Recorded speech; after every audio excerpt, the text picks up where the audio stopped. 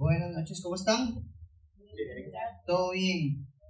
Bueno, como dijo Checho, hoy vamos a estudiar el último capítulo de Hechos, pero no es completo. Vamos a estudiar Hechos capítulo 28, del 1 al 11. Entonces, vaya sacando su Biblia en Hechos capítulo 28, versículo 1, y vamos a estudiar hasta el versículo 11.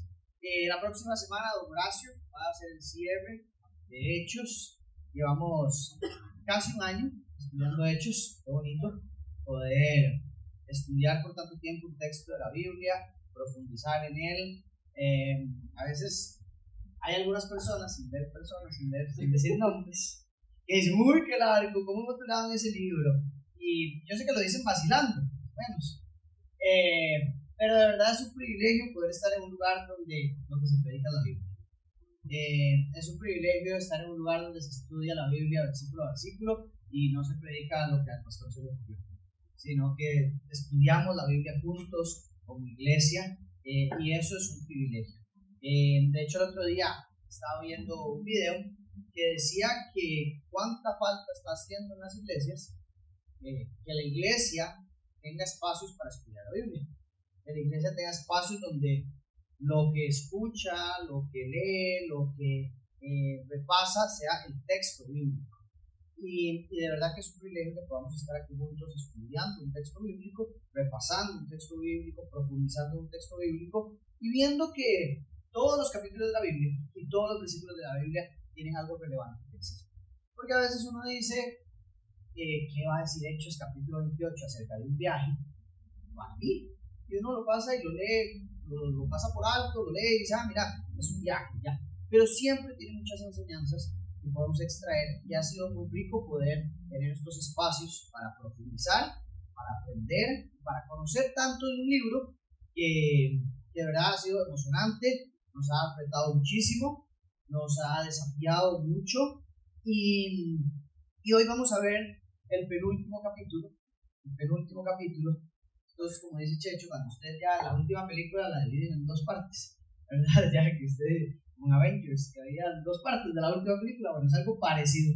Hoy vamos a ver el último capítulo dividido en dos partes, del 1 al 11, y después a partir del versículo 16, del versículo 12, hasta el final lo vamos a ver la otra semana.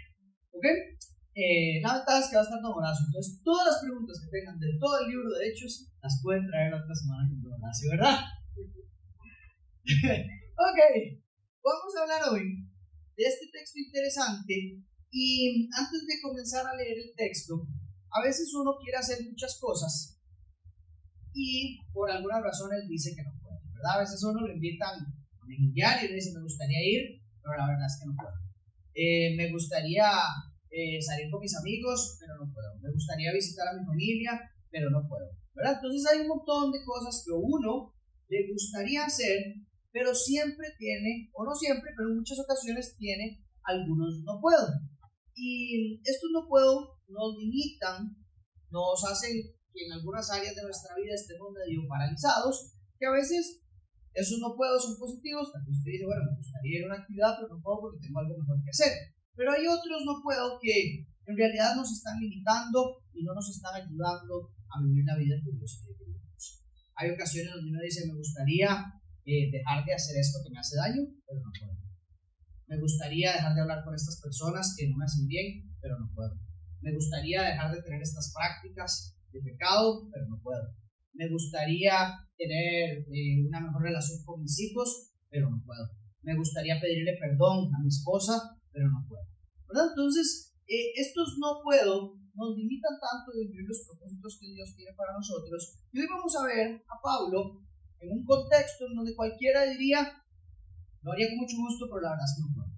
Sin embargo, Pablo hace todo y sigue permaneciendo fiel y obediente a lo que Dios quiere que haga, sin importar el contexto en el que esté. Entonces hoy vamos a estudiar eso en Hechos capítulo 28. Dice los primeros dos versículos, dice, una vez que ellos estaban a salvo, nos enteramos de que la isla se llamaba Malta.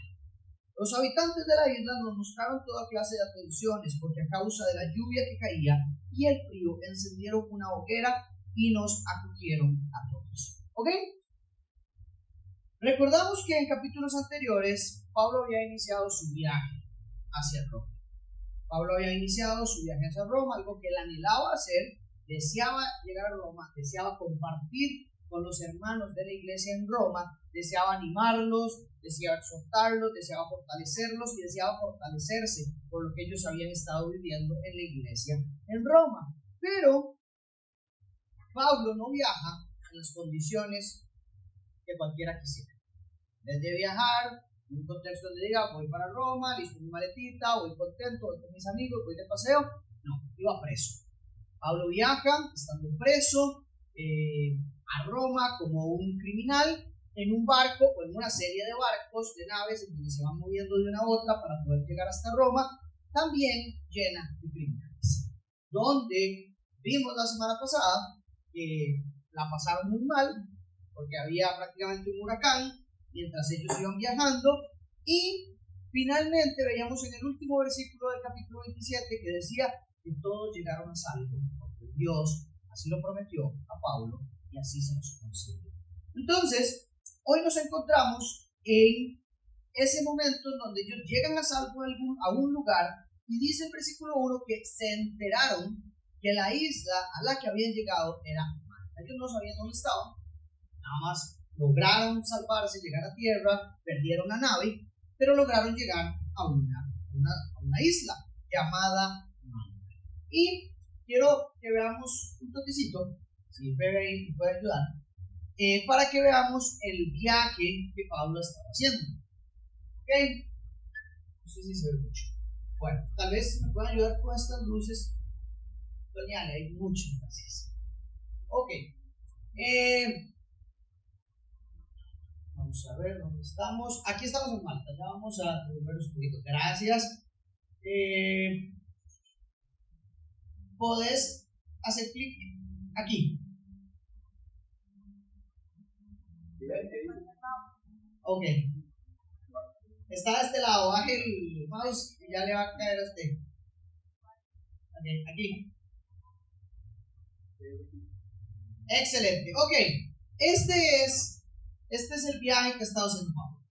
Pablo salió de Cesarea, pasó por Sidón, pasaron por Chipre, llegaron a Mira y después finalmente llegaron a Creta, en donde se quedaron varios días a ver si podían salir. Y cuando intentaron salir de Creta, porque parecía que todo estaba muy bonito para salir, ahora sí, ¿puedes poner el siguiente? De abajo. El que dice bueno, suave, el que sigue. ¿No? Más abajo, por favor. Un poquito más abajo. Ahí, bien, excelente. Más arriba, excelente. Muchas gracias. ¿Ok? Y ahora salieron de Creta para llegar a Malta. Y este es el recorrido de 14 días sin comer, casi muriéndose, para llegar finalmente a esta isla y quedarse en Malta. ¿Ok? Ellos están entonces en esta isla de Malta.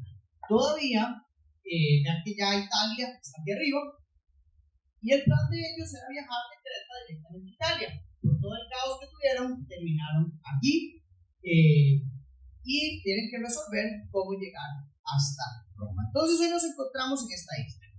Y José, usted me ayuda con las luces, por favor.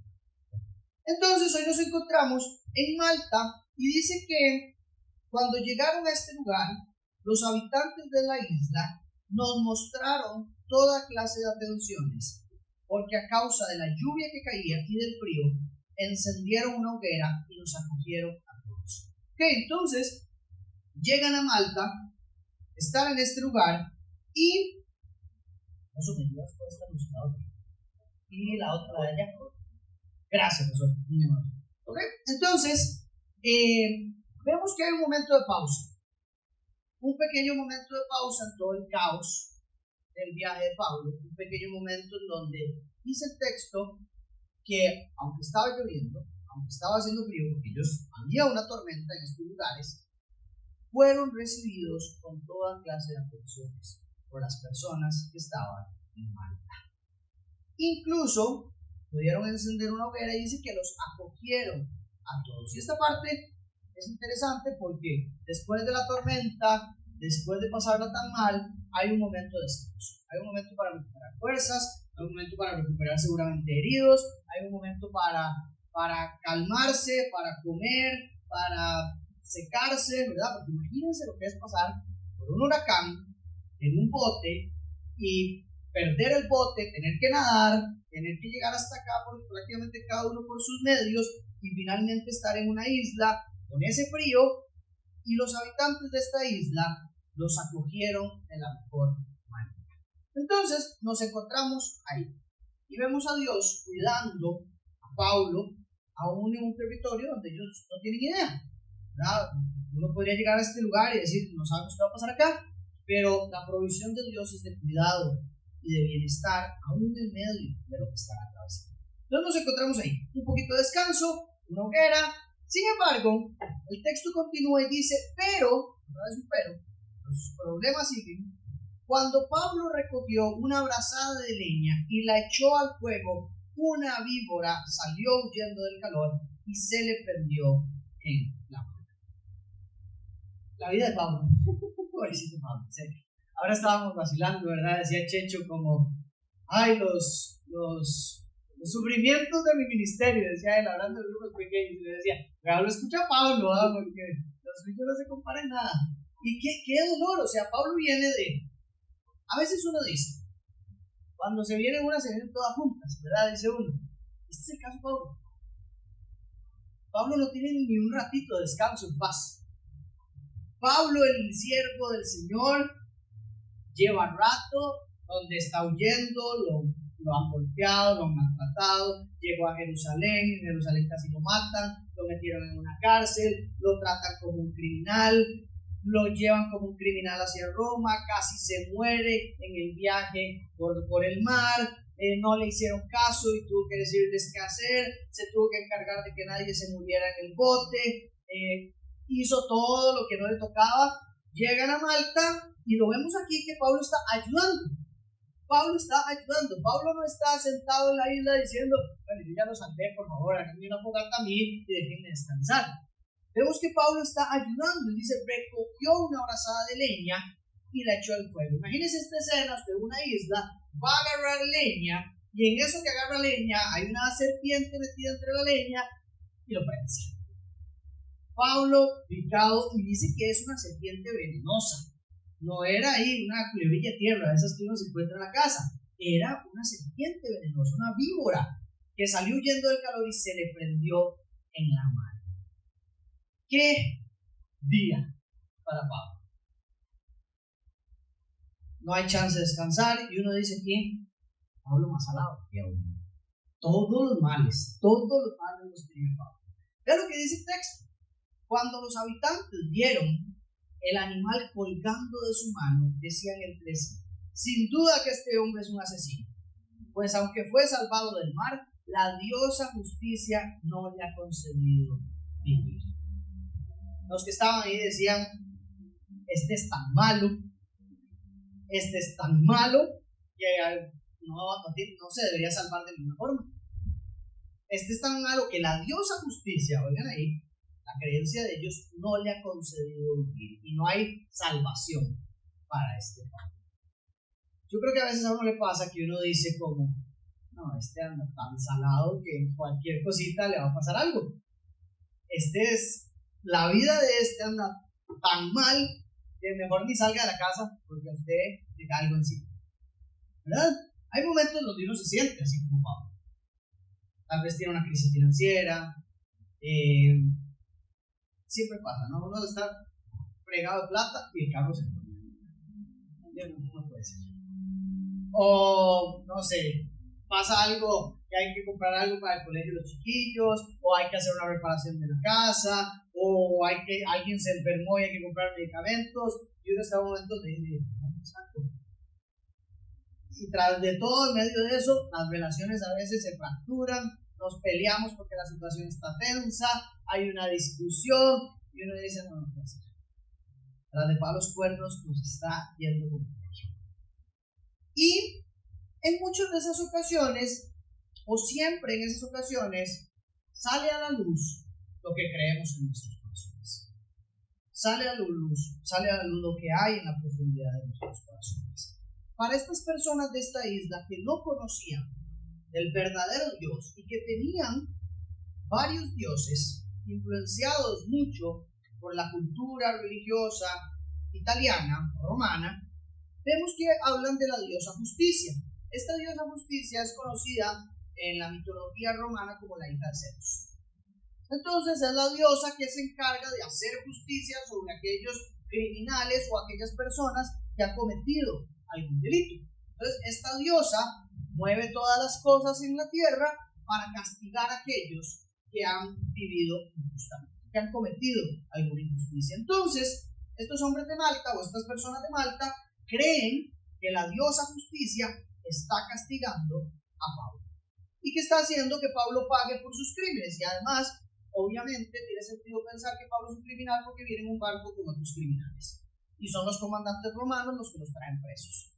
Entonces ellos asumen y dicen: este tiene que ser un asesino, este es el peor de los peores, este no fue que se robó ahí cualquier cosita, este no fue que tuvo una falta menor, este tiene que ser un asesino, porque tras de que todo lo que ha pasado se salvó del mar, pero la diosa Justicia no le ha concedido vivir y lo está haciendo pagar por sus pecados.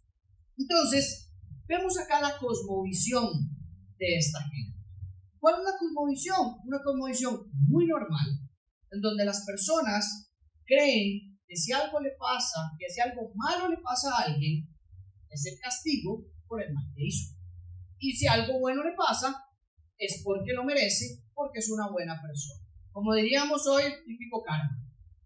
Entonces, es este karma que nuestra sociedad está ahora muy de moda, en donde la gente dice, todo lo que usted hace se le devuelve. Lo bueno y lo malo. Lo malo que usted le hace a otras personas se le va a devolver, lo bueno que usted hace a otras personas se le va a devolver, y es como un Dios que se encarga de ir haciendo justicia en medio de nuestro contexto. Y eso es lo que creen muchas personas. Y aquí vemos como ellos, con esta deidad, creían que Pablo era malvado porque esto estaba pasando. Y yo creo que esto aquí hay que hacer una pequeña pausa, porque esta cosmovisión de la gente de Malta es muy parecida a la cosmovisión actual de nuestra sociedad, de nuestro mundo. Nosotros hoy vivimos en una era donde hay muchas evidencias de la mano de Dios, y aún así hay muchas personas que todavía creen en estas cosmovisiones fatalistas o de retribución, en donde lo que yo hago es por mi forma de vivir, porque es lo que merezco, y porque si yo soy bueno, nada malo me debe pasar, y si yo soy malo, todo lo malo me debería pasar, ¿verdad? Y pasa mucho también en las iglesias. No es solo un pensamiento fuera de las iglesias, porque hay hoy un pensamiento dentro de las iglesias que eso le pasó porque no anda. A ese le pasó eso porque anda en pecado. Seguramente está viviendo una doble vida y por eso no consigue trabajo. No consigue trabajo porque anda en pecado. No se sana de la enfermedad porque seguro tiene un pecado oculto. Oran por él, lo llevan a las iglesias, pero algo debe tener, ¿verdad? Y en muchas ocasiones las personas que oran por otros justifican que los milagros no pasan, que la sanidad no pasa, porque el problema lo tiene esa persona que tiene algún pecado, ¿verdad? Entonces eso pasa, esa superstición en donde creen que Dios está castigando a las personas por sus hechos, por sus actos en este momento de la vida, y que las bendiciones de Dios están sujetas al comportamiento. Lamentablemente, muchos cristianos creemos que las bendiciones de Dios están sujetas al comportamiento. Y esto está errado y se parece mucho a la teología de la prosperidad, que anuncia que si usted tiene fe, que si usted hace lo correcto, todo va a estar bien. Que si usted vive como Cristo vivió, usted no va a tener problemas. Y en todas estas visiones, el sufrimiento es visto como un castigo o como un fruto de estar apartado de Dios. Y eso, bíblicamente, está muy bien. ¿Por qué? Si hacemos una comparación con la cosmovisión cristiana, nos damos cuenta de tres cosas. Lo primero es que Dios es soberano y Dios es justo, pero Dios no es un proceso mecánico en donde usted dice, yo hago estas tres cosas y ya sé lo que puedo hacer. Yo digo estas tres palabras y ya sé cómo Dios va a actuar. Y a veces nos ha pasado, y lo digo así, en el contexto nuestro decimos, si usted dice, si usted ora en el nombre de Jesús, todo va a pasar con usted. Así funciona. Entonces, queda sano en el nombre de Jesús. Eso tiene que funcionar. Así tiene que ser, así funciona. Y creemos que nosotros tenemos la autoridad de que por haber dicho esas palabras, Dios va a hacer lo que nosotros queremos hacer. Y en muchas ocasiones con una intención buena, genuina, con la mejor intención de ayudar a otro, pero pensando que el nombre de Jesús es una tarjeta que me da acceso a mí a todo lo que yo creo que debe ser. Yo recuerdo que cuando yo jugaba fútbol y tenía una relación con Dios bien distante, pero yo aplicaba esa. Yo en el nombre de Jesús me va bien el partido. Y yo esperando que yo orando así, me voy bien el partido. Claro, yo no 3 goles porque en el nombre de Jesús. Démela a mí. Usted no se preocupe nada, solo pásame. Porque Dios me va a bendecir. Y cuando el partido era un desastre, yo salía y decía, Jesús, entonces ¿esto para qué sirve? Si yo estoy orando en el nombre de Jesús y no están pasando las cosas que yo quiero que pasen, seguramente el portero al otro lado y el defensa estaban orando igual. Estábamos ahí, fregados todos. A veces pensamos que Dios funciona así. Y decimos, yo estoy haciendo las cosas bien, he tenido una buena semana, estoy viviendo lejos del pecado, estoy leyendo la palabra, estoy orando, estoy buscando genuinamente al Señor. Todo me va a salir bien esta semana. Y de repente pasan otras cosas. Y alguien dirá ahí, no, es que hay algo más que usted tiene que hacer. Que por algo le está pasando eso. Pero no es así. Dios es soberano en cuanto a que ni la bendición ocurre porque hacemos algo bueno, ni las cosas malas ocurren porque hacemos algo bueno. Dios nos bendice aún siendo malvados. Dios nos bendice aún viviendo en pecado. Dios bendice aún al que no cree. Entonces, haciendo la misma lógica, debemos entender que el mal y el sufrimiento que atravesamos no es un castigo personal de Dios. Y no es que Dios está con el látigo observándonos a cada uno de nosotros y diciendo, uy, este pegó, ahí va, latigazo, se fue del campo. Ahí va, latigazo, va a tener problemas familiares. Ahí va, latigazo, lo van a despedir del trabajo. No funciona así. La verdad es que el mal y el sufrimiento existen por el pecado que hay. Y somos o recibimos las consecuencias de este pecado. En muchas ocasiones tenemos problemas en nuestro matrimonio no porque Dios nos está castigando, sino porque hay pecado en mi esposa y en mí. Y pecamos el uno contra el otro, y eso hace que dañemos nuestra relación. Los carros se dañan porque no les damos mantenimiento. Los carros se dañan porque son máquinas que fallan. Recuerdo una vez, ahorita, me acaba de llegar esa historia.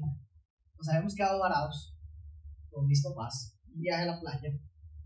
Y yo me acuerdo que yo chiquitillo dije, en nombre de Jesús el carro va a funcionar. Impresionante. Y tuvimos que pedir la grúa. Y son momentos donde uno tiene luchas de su fe. Pero realmente lo que tiene no es luchas de fe, sino es luchas, ya uno se da cuenta que es del entendimiento de Dios. De que uno no tiene el entendimiento correcto de cómo funciona el Señor.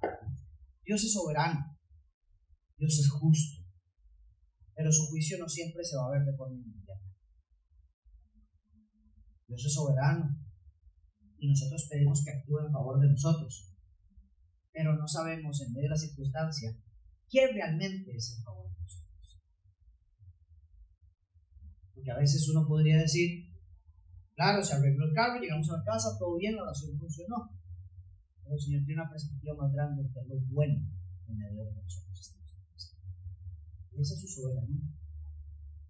Y que Él está por encima de todo, conociéndolo todo, observándolo todo, moviéndolo todo para el bienestar de los que aman a Cristo.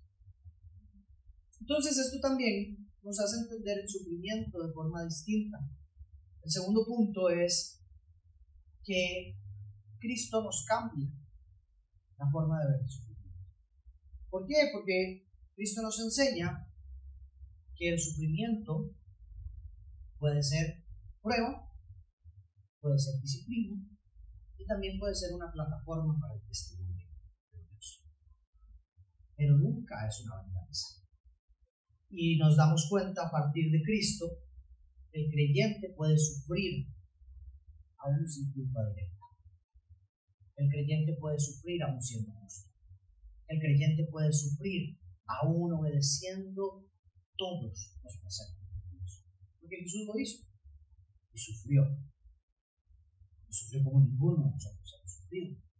Y es el más bueno de todos, es el más perfecto de todos, el único santo y digno, y aún así sufrió. Y aquí vemos a Pablo pasar por lo mismo. Sufrimientos, aunque somos buenos. Y esto es importante que lo entendamos. El Señor Dios, su soberanía, permite el sufrimiento.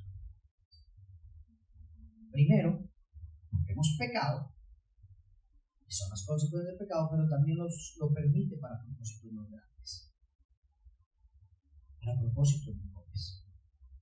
Y este mensaje nos tiene que ayudar a también cambiar nuestra relación con el sufrimiento y madurar en esta área. Y dejar de pensar que si mi hermano está sufriendo es porque algo debe tener ahí atrás. Y dejar de pensar también, yo tengo que ganarme las bendiciones de Dios. No, puede que usted viva como un cristiano maravilloso y aún así experimente sufrimientos. Y lo que tenemos que entender es, Señor, ¿cuál es tu propósito en medio de estos sufrimientos? Y lo último que quiero comparar en cuanto a la cosmovisión de las personas de Malta y la cosmovisión cristiana es que la justicia de Dios es distinta a la justicia humana. No todo se resuelve en esta vida. Y la justicia de Dios, la justicia plena, la justicia absoluta, será en un momento específico, en el juicio final, y no en cada evento cotidiano del día. El juicio de Dios tiene una fecha, una hora, un momento.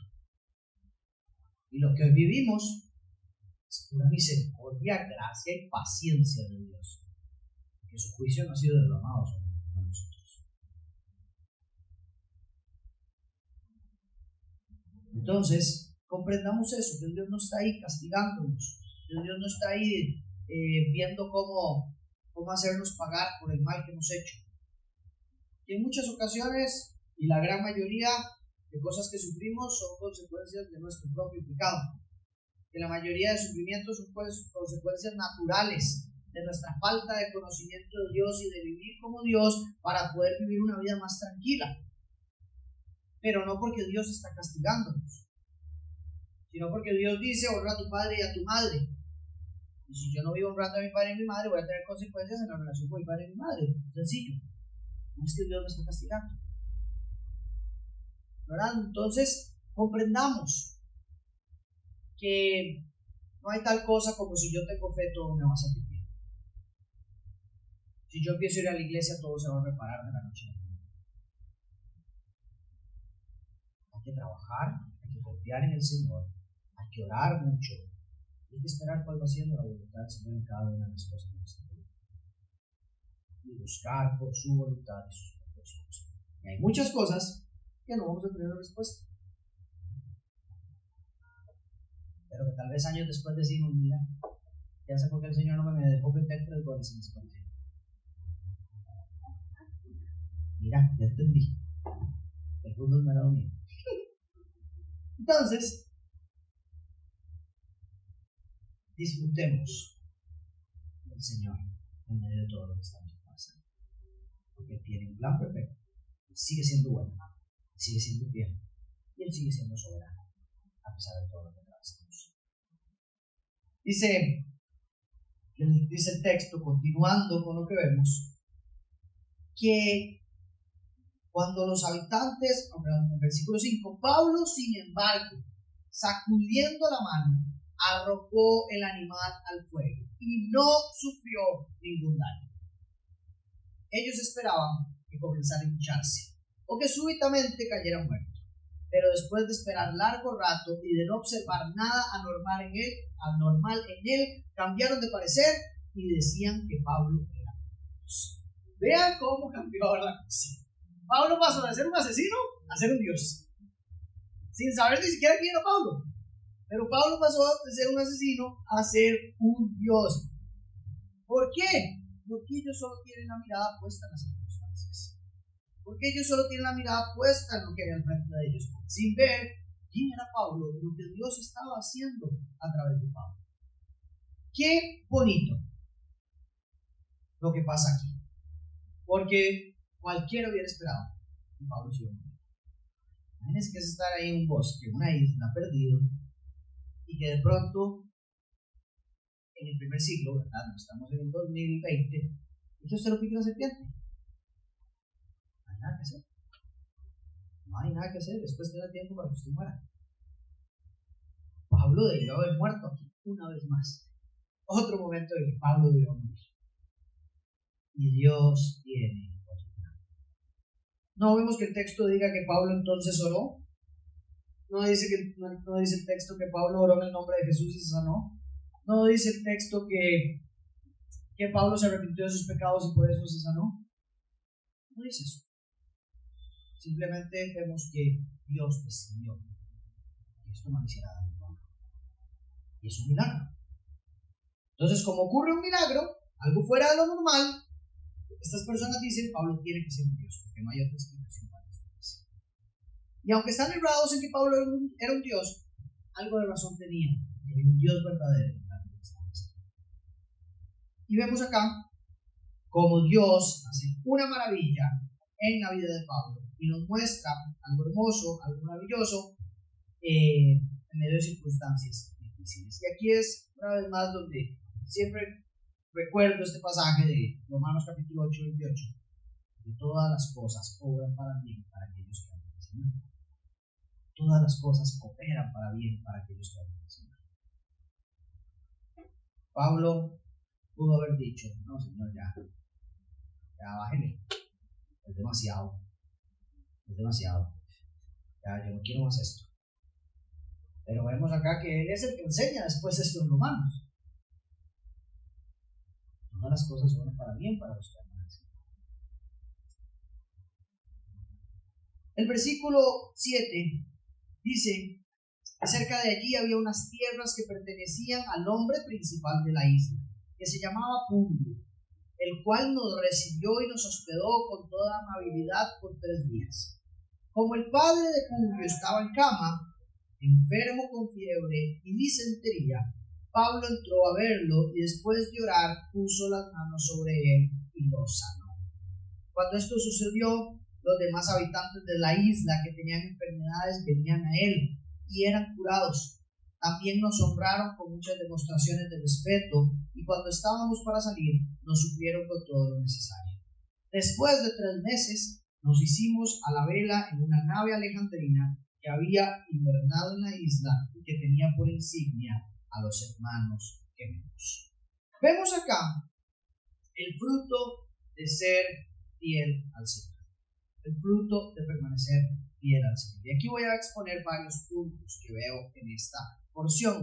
Lo primero que vemos es, hay un hombre muy importante que se llama Publio, parece que es dueño de muchas tierras por ahí, y que decidió hospedar a todas las personas que venían a esta nave. Los hospedó con mucha amabilidad por 3 días, y en esos 3 días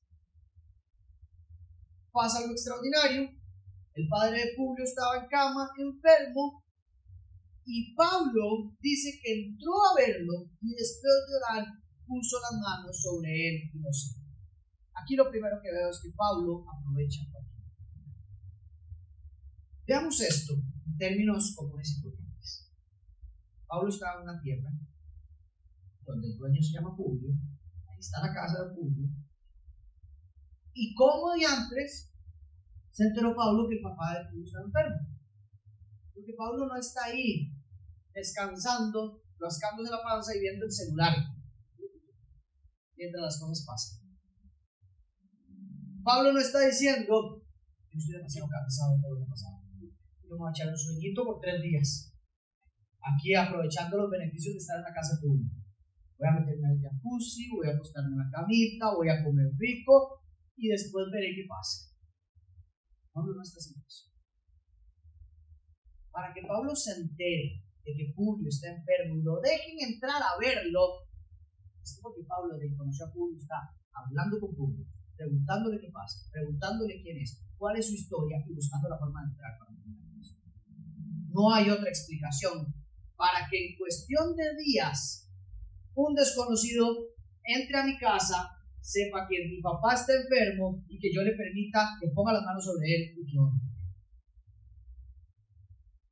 Tiene que ser una persona que llegó a mi casa a decirme quién es usted, cómo está, cómo se llama, cuál es su historia, quién es su familia, por qué usted está aquí. Y que en medio de esas conversaciones Publio dijo, mira que me pasa. Y Pablo no dijo, ay, qué pecado, pobrecito usted, no está enfermo. Pablo dijo, puedo entrar a verlo y puedo hablar por él. Esto es lo que es un cristiano. Este es el fruto de permanecer fieles. Pablo aprovecha todas las oportunidades. Él entiende que hay necesidad y él actúa. Miren qué curioso, porque uno pensaría que aquí ¿quién es el más necesitado? Pablo. Pero es Pablo el que termina trayendo bendición a la comunidad. Y Pablo entiende que aunque me acaba de picar una serpiente, yo no soy el más necesitado, yo no tengo todo, yo tengo Cristo, pero esta gente no tiene Cristo, no tiene nada.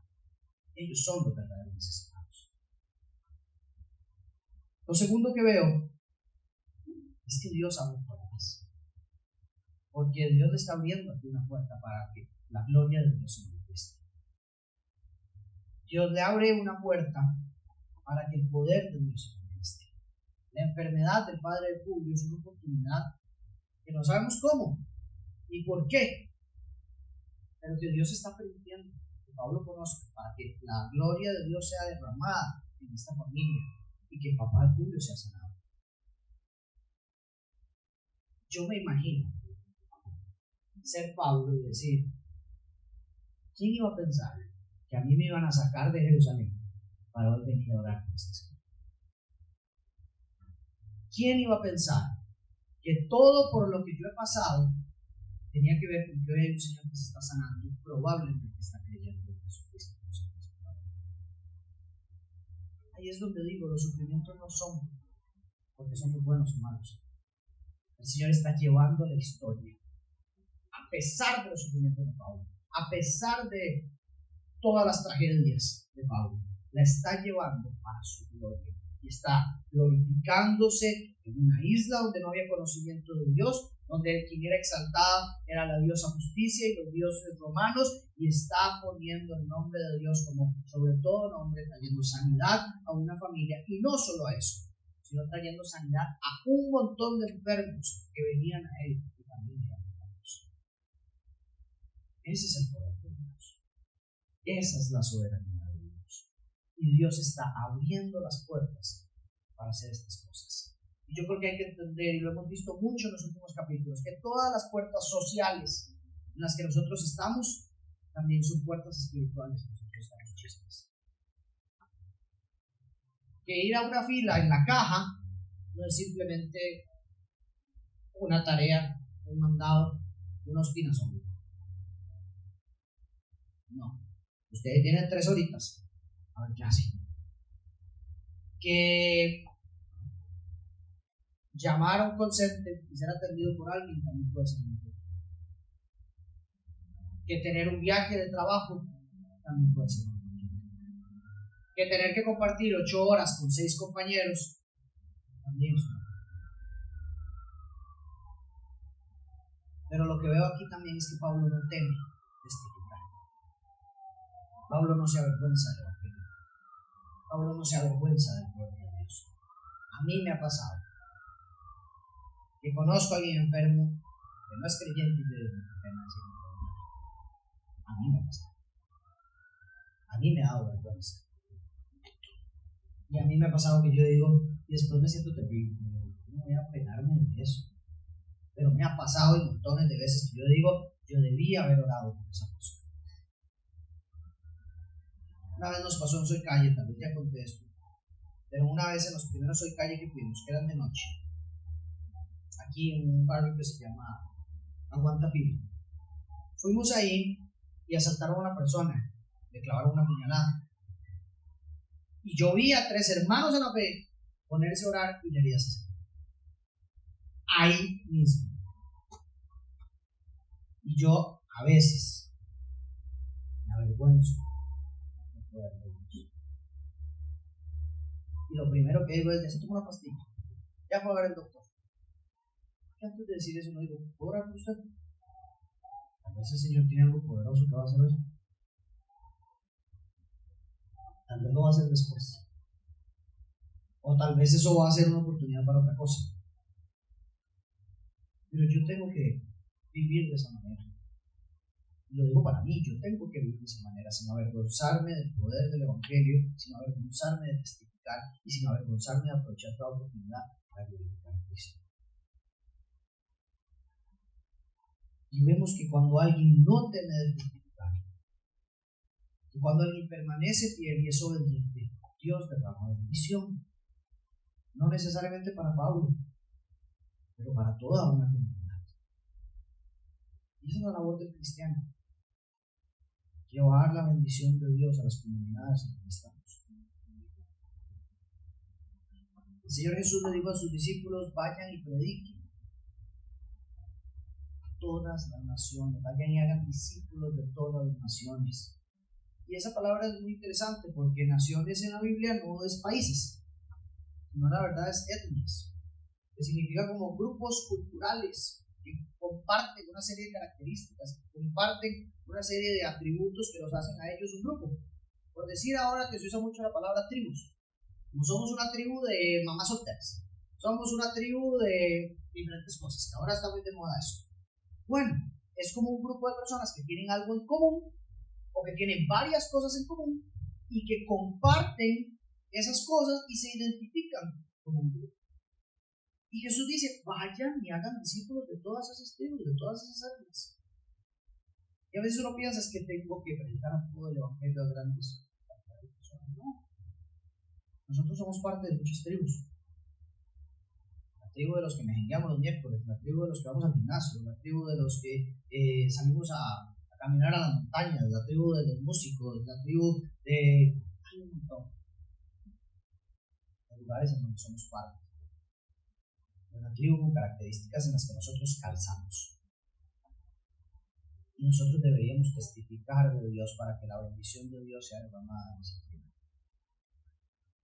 Para que el pueblo sea bendecido.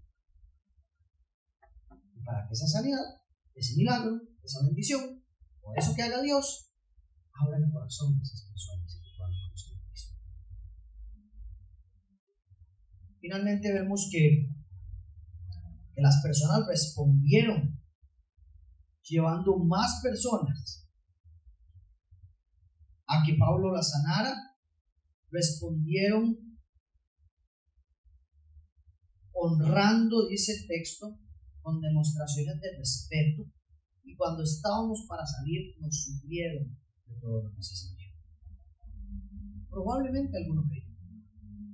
El texto no nos lo dice, pero probablemente alguno creyó, y si no creyó totalmente, algo se despertó en su corazón. Y responde con gratitud. Empieza a responder agradecido con ellos. Y aunque no sabemos si hay conversiones, por lo menos hay ciertas señales que nos dicen que fue aceptado lo que Pablo estaba haciendo. Es un lugar en donde no lo están matando, sino que la gente está diciendo: gracias, tomen, ¿qué podemos darles? Síganme en su camino. Queremos bendecirlos, queremos honrarlos, queremos que tengan lo necesario para el viaje. Pablo ha derramado la bendición de Dios en este lugar. Y mi lección más importante de este mensaje es que Dios quiere usar nuestras heridas, nuestros descansos, nuestras conexiones para revelar su gloria. Que me pique una serpiente, Dios lo usó para revelar la gloria. Que yo esté en un rato de descanso en la casa de alguien con autoridad, Dios lo usó para revelar su gloria. Que Pablo tenía la posibilidad de conectar con esta autoridad, Dios lo usó para su gloria. Tal vez nosotros no tenemos una herida como la de una serpiente, pero también tenemos heridas en el corazón de muchas cosas que nos pasaron. Heridas que nos han dejado nuestros familiares, nuestros amigos, nuestras relaciones, nuestros padres, nosotros mismos, nuestros trabajos, nuestras actividades, montones de heridas. El Señor ha permitido para que lo purifique. Hay una frase que siempre digo, y es: el problema mío tiene el nombre de alguien más. Hoy le digo, la herida mía tiene el nombre de alguien más. No significa que la herida mía es causada por alguien más y por eso tiene nombre, no. Sino que mi herida tiene el nombre de alguien más porque alguien más va a pasar por eso, o alguien más ha pasado por eso. Yo puedo ser de bendición para esa persona que tiene una herida parecida a mí. Dios quiere usar lo que usted tiene. Dios quiere usar lo que usted está atravesando. Dios quiere usar su pasado. Dios quiere usar su presente. Dios quiere usar lo que parece que es caótico y una tragedia en su vida. Dios lo quiere usar para la bendición de las personas.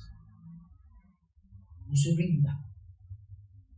Permanezca fiel a pesar de las heridas. Permanezca fiel. A veces nosotros decimos, por eso le llamé a este mensaje: me gustaría, pero no puedo. Porque decimos, me gustaría servir al Señor, pero yo no puedo porque estoy herido. Me gustaría predicarle a otros de Cristo, pero yo no puedo porque estoy en un periodo de descanso. Me gustaría sanar a personas orando por ellas, pero yo no conozco a personas a las que les pueda testificar. Me gustaría llevar un curso y saber más del Señor, pero mi vida está demasiado desordenada para hacer eso. Entonces, pasamos por la vida con un montón de me gustaría, pero con tantos no puedo, que se convierten en excusas para nunca vivir la voluntad de Dios en nuestras vidas. Entonces, ¿cuál es su no puedo hoy? Pablo pudo haber dicho: no puedo porque me acaban de picar. Déjeme quietico, a ver si no me muero. Pablo pudo haber dicho: vengo de una tormenta, ni chance. En esos 3 meses de vacaciones, yo necesito descanso. No quiero orar por nadie en este momento. Y además, si sigo orando, quién sabe qué más me va a pasar. No. Cuando nosotros somos fieles a Cristo, cuando permanecemos fieles a Cristo, otros son sanados, otros son bendecidos, otros son transformados. Y puede ser que nuestra vida sea la que abre las puertas para que el Evangelio llegue a otras personas. Y esa es nuestra tarea. A veces uno dice: ¿cuál es su prioridad más importante? Y los cristianos decimos Dios. Dios es lo más importante de mi vida. Pero Dios es lo más importante de mi vida para lo que yo quiero, pero no para vivir como Dios quiere que yo viva. Porque si Dios fuera lo más importante, mis recursos, mi tiempo, mis fuerzas, mis energías, mi todo, estaría dirigido por tu Dios. Cuando uno no tiene tiempo para ciertas cosas en su agenda es porque no son prioridad. Si alguien me dice a mí, yo quiero que nos reunamos, pero nunca hace tiempo en su agenda es porque no es prioridad. Si alguien me dice a mí, yo quiero hacer ejercicio, pero nunca lo meto en su agenda es porque no es importante en este momento. Si alguien me dice a mí, yo quiero pasar tiempo con mis hijos, pero nunca está en casa, porque realmente no es importante pasar tiempo con sus hijos. Entonces, si para nosotros Dios es prioridad, pero nosotros no vivimos para hacer la voluntad de Dios, entonces mentimos diciendo que Dios es importante. Mentimos diciéndonos a nosotros mismos que Dios es lo más importante y cumplir su voluntad es lo más importante de la vida. Porque preferimos hacer nuestra voluntad, nuestra agenda, nuestro horario, nuestros días, de la voluntad de Dios. Esto es para todos nosotros. No es una cosa mía o suya, nada más.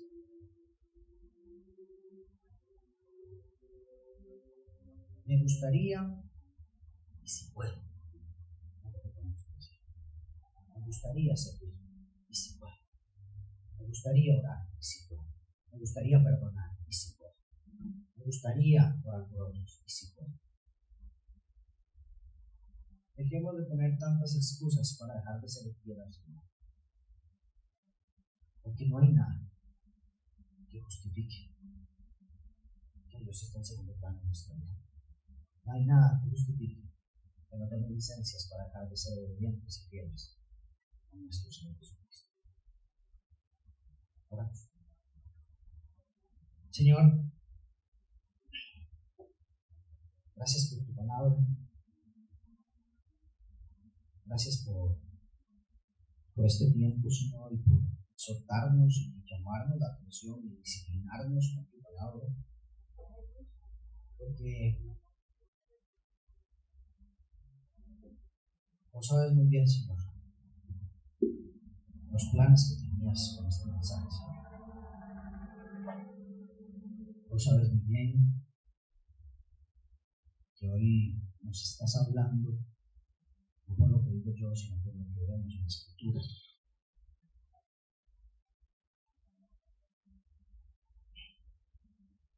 Señor, sabemos que quieres que tus hijos sean fieles. Sabemos que quieres que tus hijos estén comprometidos. Sabemos que quieres que tus hijos sean hombres. Sabemos que quieres que tus hijos vivan para tu voluntad, no para la de ellos mismos. No para la de nosotros mismos. Señor, para mí es una llamada de atención a testificar, a glorificarte, a no tener miedo de predicarte, de enseñarte, no tener miedo de decir tu verdad, a no avergonzarme del Evangelio, a dejar de estar metido en mi propia vida, en mis propias cosas y ver las oportunidades que Dios me está abriendo para mí. Yo sé que estar en un trabajo no es solamente un trabajo, pero ayúdame a testificar en él. Yo sé que ser esposo de mi esposa no es simplemente ser esposo ya, pero ayúdame a testificar en él. Yo sé que ser entrenador de un equipo de fútbol no es simplemente porque me gusta hacerlo, porque has provisto a través de ello. Es porque quieres que testifique de vos, Señor. Te pido perdón si me he avergonzado, si he tenido miedo, si he pensado más en mi propio bienestar y en mi propia integridad, en mi propio descanso, en no meterme en complicaciones, en mi propio confort. Te pido perdón, Señor Jesús. que eres lo más importante. En mis conversaciones no siempre lo sos. Porque digo que sos lo más importante. En mi agenda no siempre lo sos. En mis decisiones no siempre lo sos. Te pido perdón porque yo he sido infiel, Señor. Porque no he actuado con la fidelidad que has actuado. Te pido perdón porque